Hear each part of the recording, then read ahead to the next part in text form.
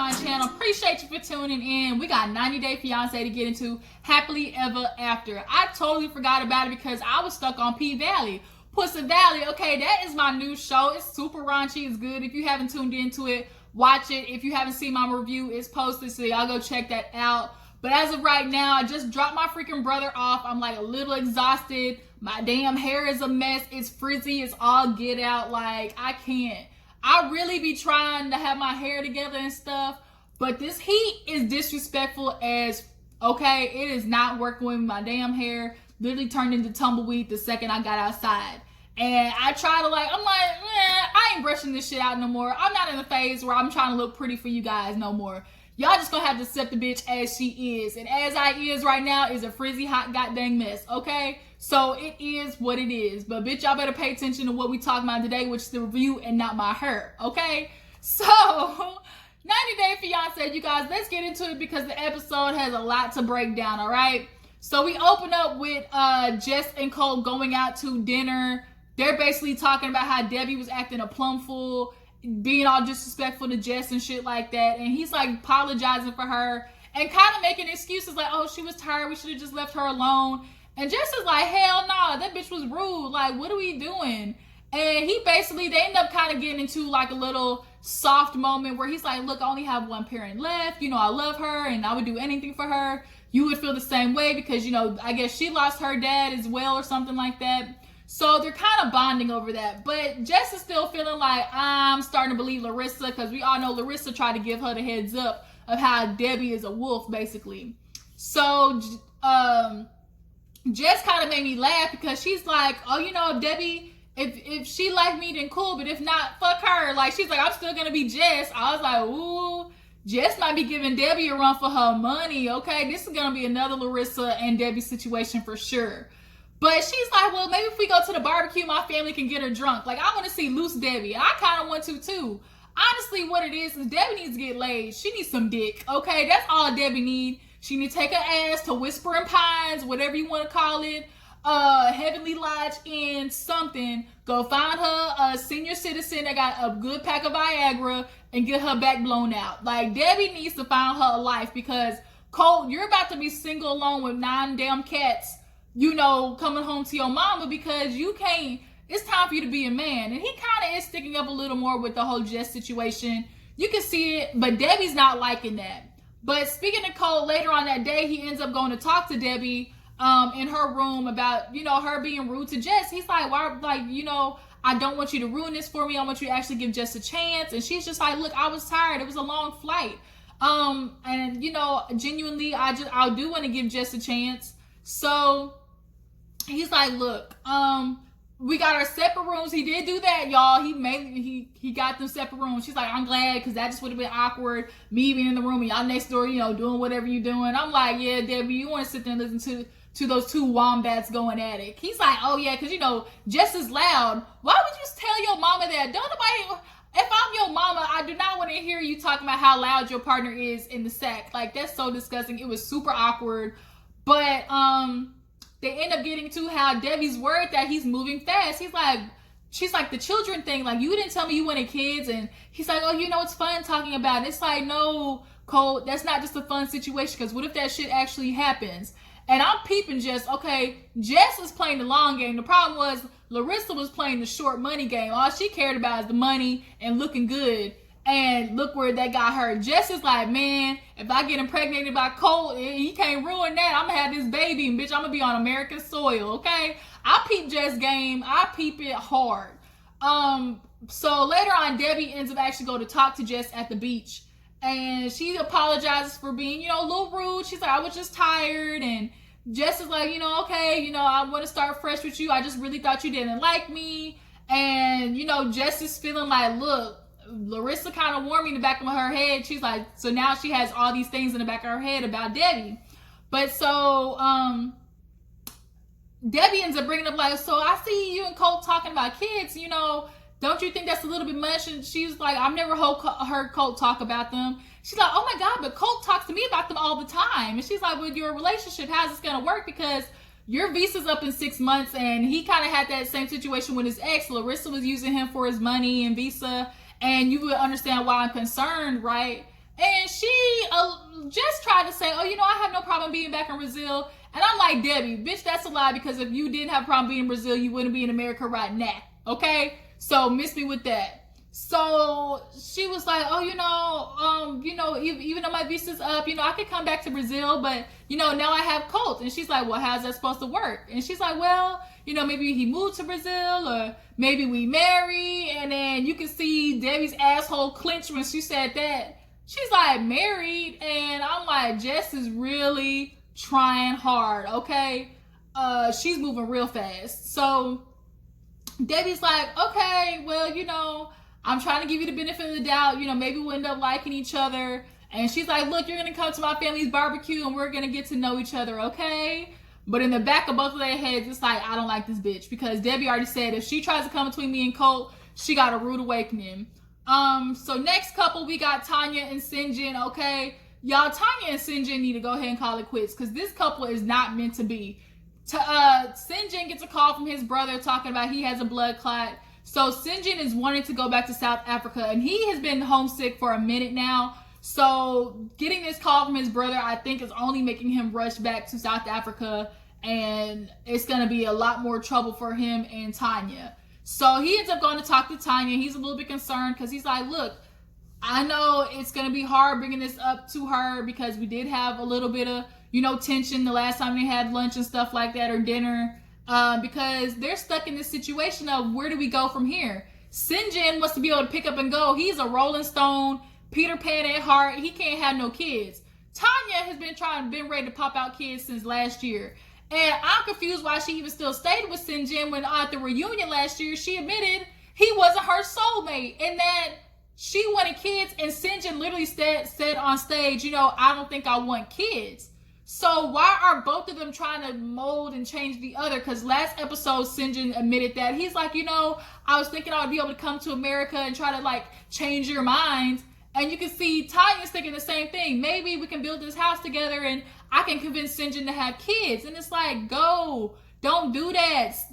Bitch, leave stage left, Tanya. This is not going to work. You literally already admitted that he's not your soulmate. So why the fuck are you still trying with him?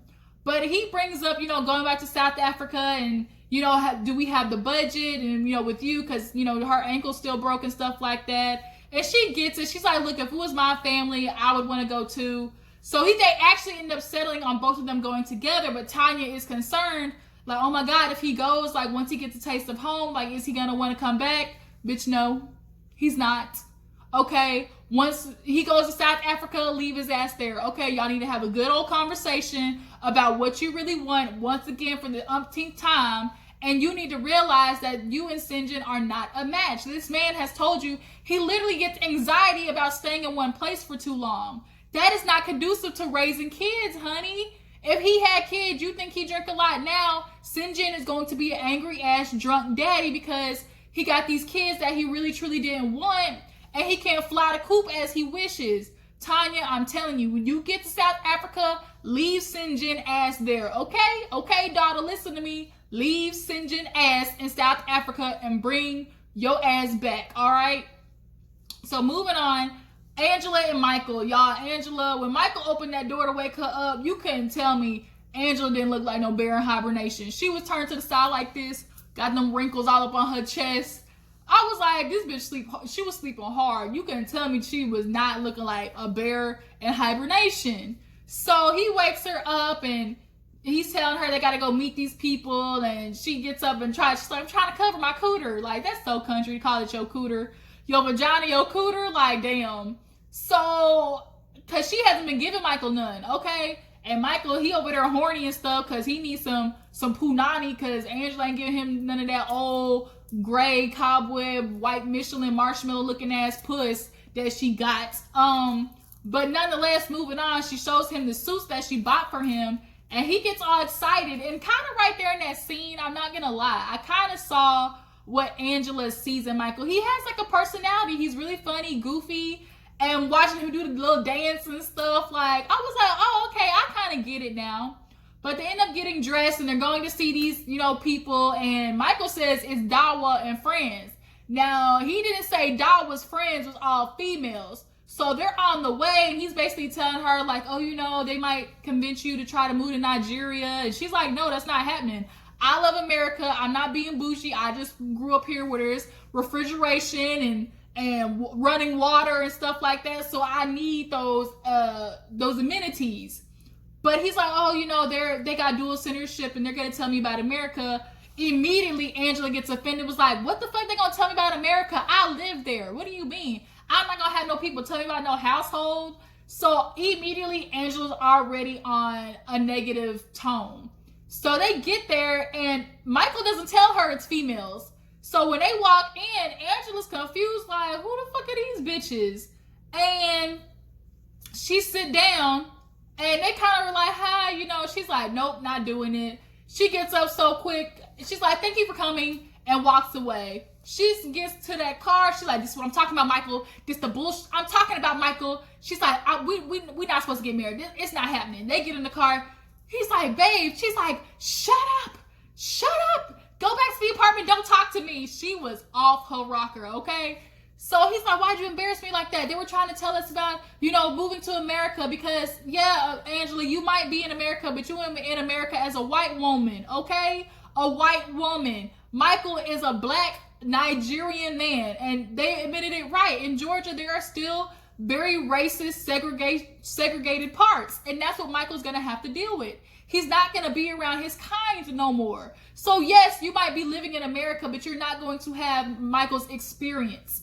So she's pissed off at him because she's like, I don't even like you following bitches on Instagram, so why would you take me to some females that you meet in person? He's like, we were waiting on Dawa. He's like, but you didn't. She's like, you didn't tell me that women were females that we were sitting with. I ain't gonna have no bitch tell me about my own household. So, I mean, damn, Angela, could you just sat down and listen to what they had to say? It could have been informative for your ass. So in the midst of that, she gets a call from her daughter Skylar, and her mama is going cuckoo for Cocoa Puffs over there, okay? She's slightly losing her mind, and now Angela's concerned about that. So she's like, you know what? I'm dealing with my mom. Damn you and those bitches. Like, I can't be stressing about this right now. So Michael's trying to console her, and she's just like, I don't think you get it. You don't get it. He's like, I do. He's like, look, she's got grandkids. She got her mom. You know, she's trying to plan this wedding. I get why Angela's stressed. So they end up pulling over, and Angela's out there chain smoking, just and it's like, oh my God, bitch, like, you need to bring it down like a couple of notches. Like, what's that TT talking about? I'm gonna need you to bring it down 3 notches down. So she's like, Michael, are we really supposed to do this? Like, are we meant to be, like, why are we trying to get married right now? Are we really meant to be together? Angela, I can answer that. Hell nah. What's that song? Hell nah. To the nah, nah, nah. Hell to the nah. You and Michael are not supposed to be together. For one, he's a Nigerian man that wants to be in charge.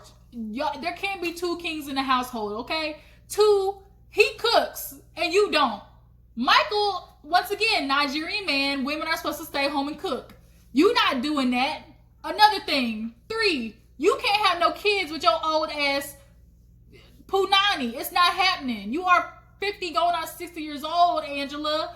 You can't produce no children for this man. Your eggs is powdered eggs right now. It's not happening. So here it is. That's 3 strikes against you. And you still trying to force yourself to get married. Like, no, this is not it, Angela and Michael. Part ways, okay? Advice, part ways. Stop wasting your money. So moving on. Let's move on real quick to Asuelu, his ass. He back at the house from the trip to California, I think. And the dad is like, let's go take the dog for a walk. And then Asuelu said, he's like, you know, the dad ain't never asked me to go take the dog on the walk, so it might be a serious conversation that's probably going on. And that's what it turned out to be. They get to the park, and Asuelu is confronted by the dad on what happened. And he's like, you know, I want to give off my side. And he's like, well, what happened? He's like, you know, I'm not going to lie. Because I didn't know what to say and how to translate it, I basically just said, you know, American women are lazy. And Kalani's dad kind of gives him a pass because he's Samoan. He gets the culture. He knows what Asuelu was trying to say.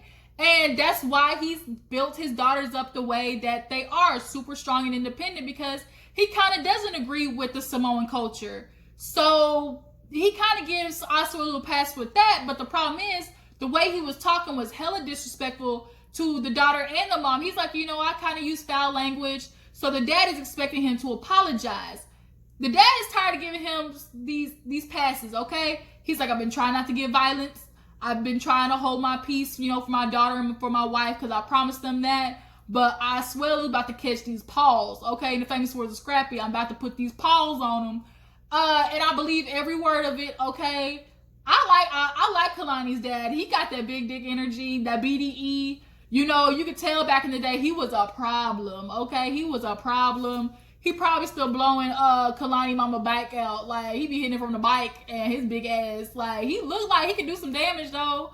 That's besides the point. What am I talking about that for? I just like his energy. Drop down in the comments. Y'all like Kalani's dad? I just really like him.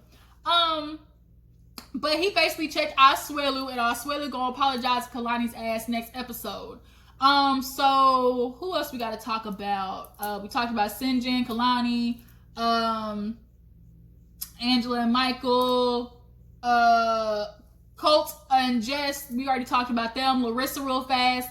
Larissa ends up going to see her lawyer. She's trying to figure out what's going on with her case. And right now she did her community service.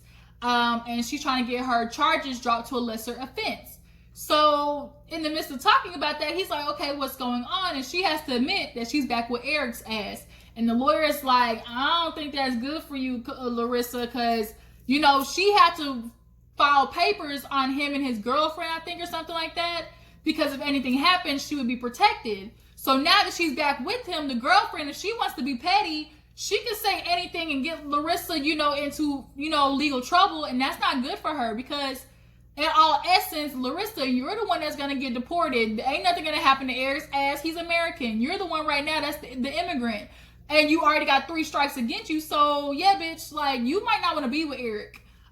So now she hears all that information. Now she's concerned because now on top of the legal stuff, she's got to tell Carmen, who she's staying with, who does not like Eric's ass. She ends up going to dinner with Eric, and they talk about, what they expect to change in their relationship. And he was holding her hand all weird. I do not trust Eric. He gives off just like phony vibes. Like, you can just look at him and tell he got crazy behind his eyes.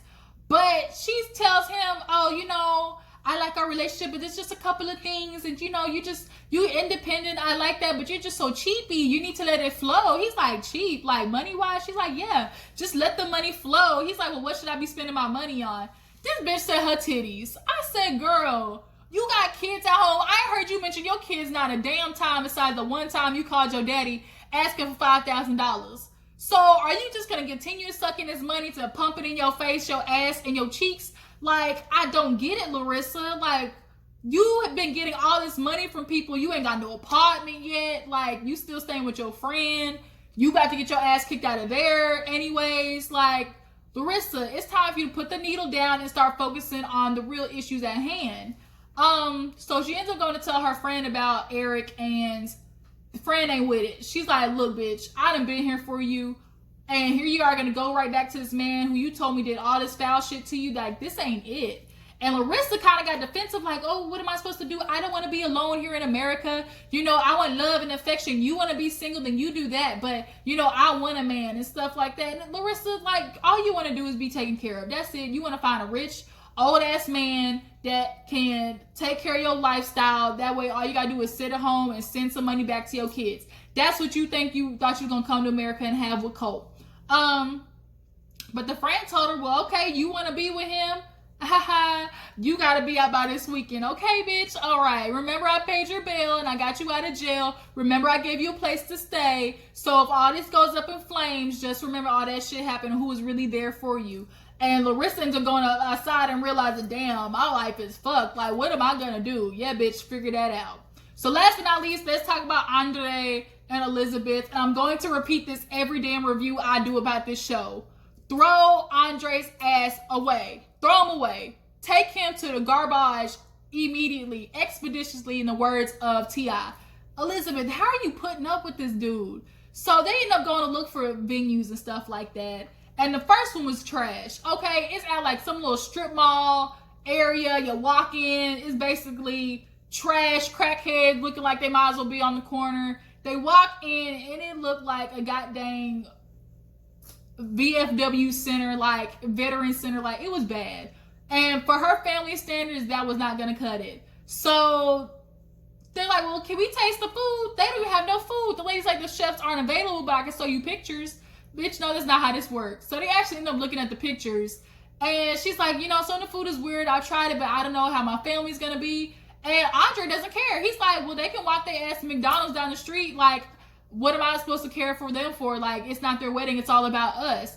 And Elizabeth's like, well, they're gonna be there. That's my family. Like, I mean, we can at least have some chicken for them or something. And he's like, fried chicken? Who eats fried chicken at a wedding? Well, nigga, you just said they can go down to McDonald's to eat some freaking fast food. So, like, what? I can't stand this dude. And the fact that you have no consideration for the family or the man, at least, that is paying your way through everything. Like, I cannot. He so much wants to act like big dog. And you can tell it's an insecurity for him because he tries every moment to try and demean Libby when deep down that nigga knows he can't bring nothing to the table. So they end up going to the next location and it's perfect. Like, I ain't gonna lie, the location was very beautiful. They actually were able to taste the food. She's like, well, how much does it cost? He's like, it doesn't matter. Your dad's gonna pay for it. And that's the shit that pisses me off. Like, when it comes to finances, when the dad is paying for it, he always says, well, he's gonna pay for it. Like, it doesn't matter. And the fact that he knows that, and Libby, you haven't picked up on the fact that Andrei has been very, you know, narcissistic about that fact. Like, we got a problem here. So before they actually go see the next place, she's talking to the producers and he's like telling her to shut up. And like, she's like talking, finish your thoughts, Libby. Well, nigga, I can't finish because you keep interrupting me. And finally she gets to the point where she walks off because typically she has been quiet with Andrei, but she's gotten to the point where it's like, I don't know if he's got to Europe and he's picking up on his old ways. He's feeling the, you know, the Russian vibes, but he's trying to be macho man again. And it's coming off hella rude, hella, what's the word I'm looking for?